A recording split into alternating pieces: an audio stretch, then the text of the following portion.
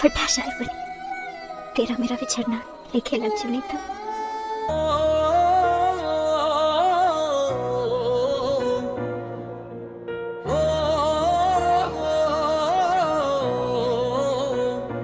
रंगा दी मजबूरी रह गई, तां तस्वीर अधूरी रह गई। बावें साडा कुछ नहीं बचिया, ओदी गल ते पूरी रह गई।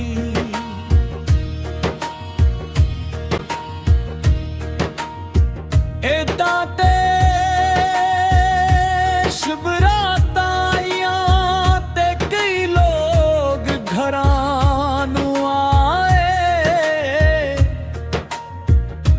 नहीं आए मुहम्मद बख्शा, जेड़े हथी जा दफनाए।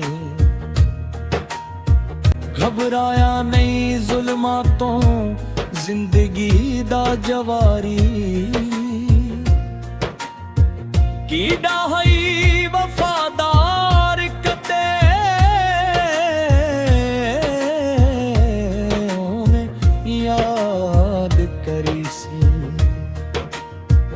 लफ्ज़ां दे समंदर चूं एक लफ्ज़ तेरू सी।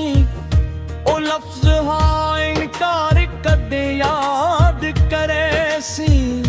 विकदे नहीं सदा यूसुफ इज़माइश हारब दी। ए मिस्र दा बाज़ार कके